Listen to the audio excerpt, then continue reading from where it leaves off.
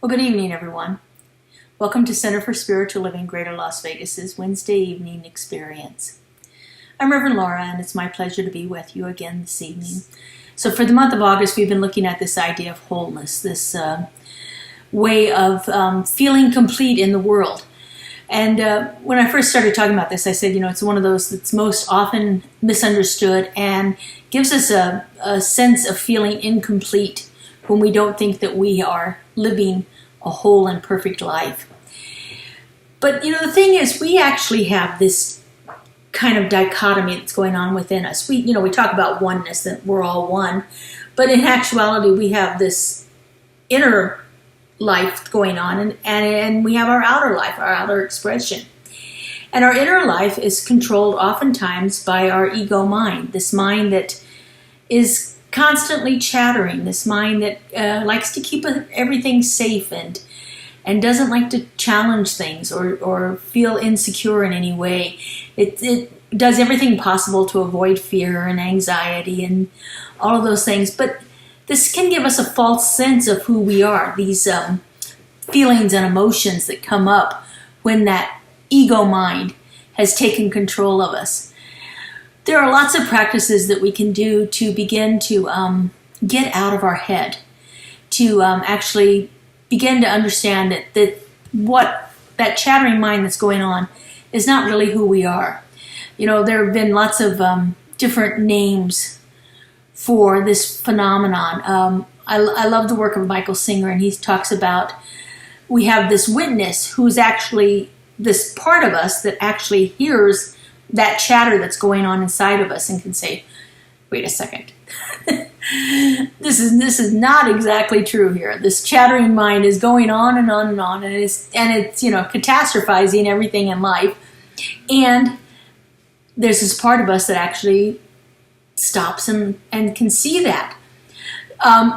Things like mindfulness, those are practices, meditation, mindfulness, contemplation, are practices that can begin to build our witness within us to where we begin to actually see that we've got this part of us that is trying to keep us playing safe here. And there's a part of us that actually wants us to be free and expansive and feel that sense of wholeness. There's this practice of mindfulness can create an inner freedom from all of those overwhelming thoughts and emotions that ego mind is really good at bringing forth for us. Usually, we begin to become more conscious of the pattern of thoughts that go on in our heads then, and we can begin to recognize them for a while. I know when I first started my spiritual journey, I talked to myself a lot, especially in the car, and I would be talking out situations, like if I had an encounter with someone and it didn't go quite the way I wanted it to, I was rehashing it in my mind, and I was talking out loud while I was doing it. My mother used to laugh at me like crazy for it, but I would just be talking this out, and it's like, I should have said this and this is this, and it was like this story became this big thing inside of my head as I'm talking it out. Or if I was going to do something and maybe I was a little nervous about doing it, I would rehearse what I was going to say, rehearse the situation. And none of this was really conscious. It wasn't like I sat down and thought, "Ooh, I'm nervous about this. I'm gonna plan it out here and see if I can, make sure I can control the situation." None of that was going on consciously. It was just this ego mind just running rampant within my thoughts. And when I began practicing meditation, I began to be more conscious of that, and would learn techniques to help me stop that chattering mind from going. One of the things that I would do, like I said, I was often in my car doing this. I would catch myself after this spin had started going in my mind. I would catch myself, and I would just say out loud to myself, "Laura, you don't do that anymore." And that would stop me. Now, I might have to do it again in 10 minutes, but it would stop me. It would break that pattern until eventually, I can't even tell you the last time it happened with me, where I had that spin going on about situations that happened, because I had become mindful of what was going on and developed my witness to observe it more so that I could actually stop that behavior. That's one of the things that mindfulness is really good for, is actually making us conscious of our habitual patterns and then giving us the tools to help stop that, to help break that. Because this inner life that we have, this inner chatter that's going on right now, can seem so real that that's the only way of being.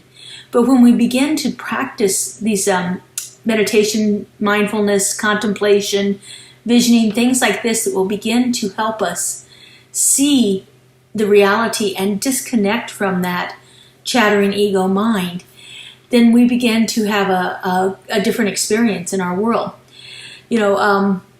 There are lots of different ways that we can do this. I used to wear a bracelet too, a mala bracelet with the beads on it. And so when I found my mind was going like crazy, I would take the bracelet off and I would say a little affirmation to myself. Whatever happened to be I was working on at the time, I would just do a little affirmation. I moved the beads, counting the beads, I think there was like 25 beads on there. Just that would give me a chance to just repeat that over and over again to break the cycle of that rampaging inner dialogue that was going on all the time. Another thing that I began to do was, as I said, I would catch myself doing this, and I would stop and I would say, okay, what spiritual truth do I know right now? What truth do I know right now? I'm caught in this situation. It's wrapped up in my head and it's spinning around like crazy. So let me stop it and speak some spiritual truth. And sometimes it was, whatever, be still and know. Sometimes it was God is all there is. It just depended on whatever the situation was, but it wasn't anything that was rehearsed. It was like what spiritual truth came to my mind right then. And that would stop that spin cycle again, getting me out of my inner world and actually making me function a little bit better in the outer world, as far as not letting this inner dialogue overwhelm me and become something that seems to be more real than what the reality of the situation is.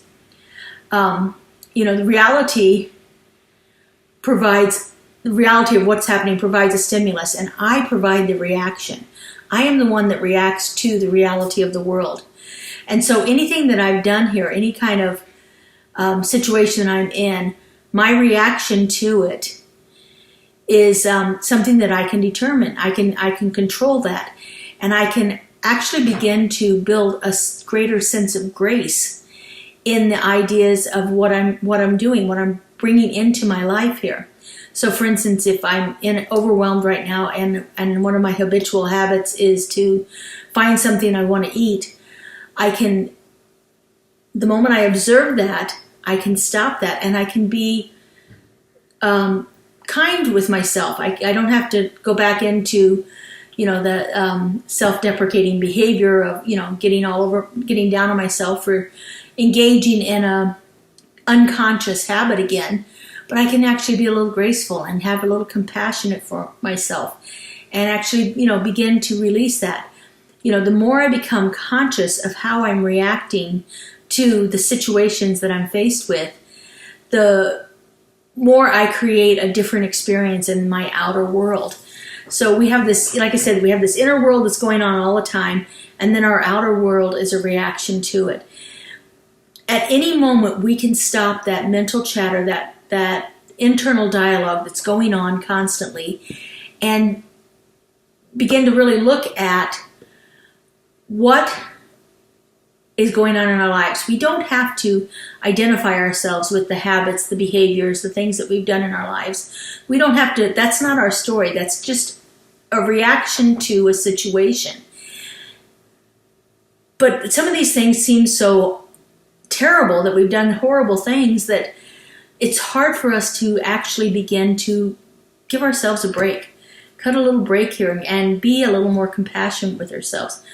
But as we catch ourselves and make better decisions, we become less identified with those habits and those desires. The intensity of that mental rumination and storytelling that we do decreases as we become aware of it and allow it to dissipate. But as long as we are focused on judging ourselves and being harsh on ourselves, then that just perpetuates the problem. So again, compassion here, mindful compassion is one of the most wonderful gifts that we can give ourselves, to allow us to be gentle with ourselves. Mindfulness doesn't judge. Mindfulness doesn't sit back and evaluate whether something was good or bad. It allows us to discover that these are behaviors that we've had and that we can let them go at any moment. Holding on to the judgment that we have over the behaviors that we've engaged in the past is just another way of keeping us stuck. It's another way to keep our ego mind in control. But when we become less identified with them and less attached to a harsh judgment of ourselves because of them, then there's a place for us to soften and grow and to become more of who we want to be in this outer world that we are exhibiting. This is one of the greatest gifts that we can give ourselves is this idea of mindful self-compassion, where we begin to be conscious of what's happening in our inner life and use that consciousness, that awareness, to affect change in our outer life. This is what spiritual work is all about. When we begin to actually use these ideas in a way that affects a change in our lives, then we're actually growing spiritually.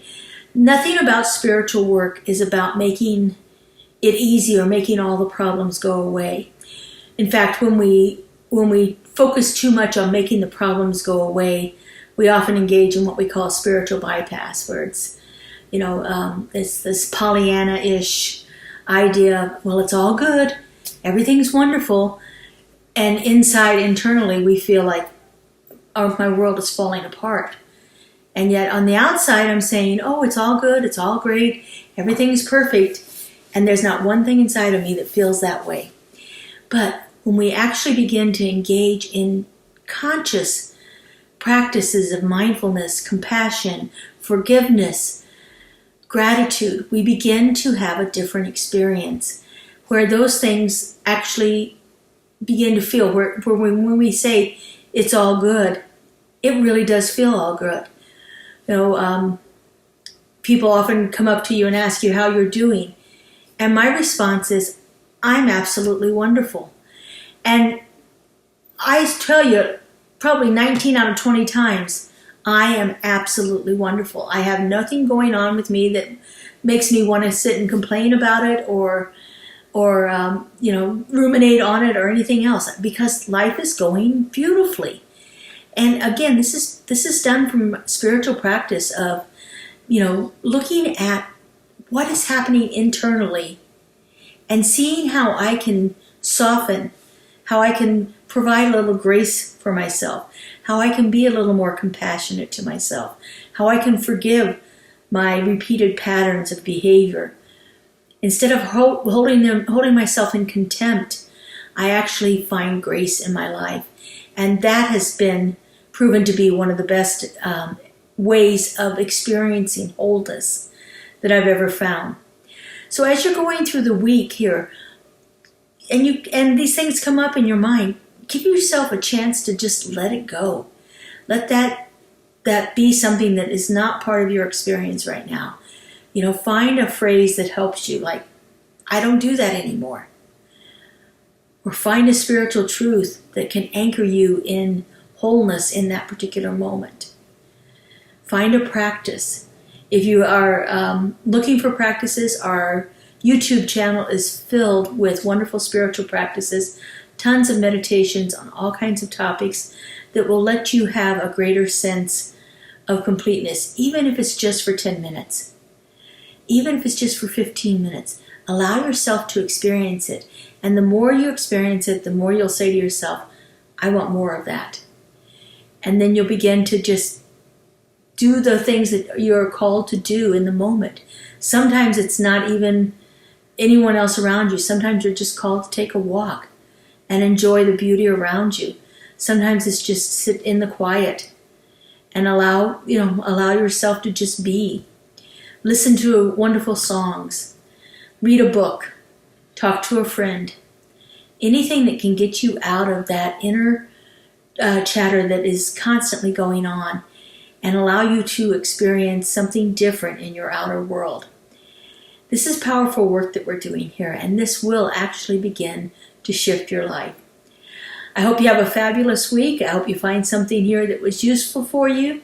And if you're looking for more practices around wholeness, on Thursday mornings, I'm doing what's called echosemantics, which is integrating our environment with our senses in our body. And it's about bringing ourselves in a physical way to a sense of wholeness. So 9 o'clock Thursday mornings at broadcast, but of course you can watch it anytime on our YouTube channel after that.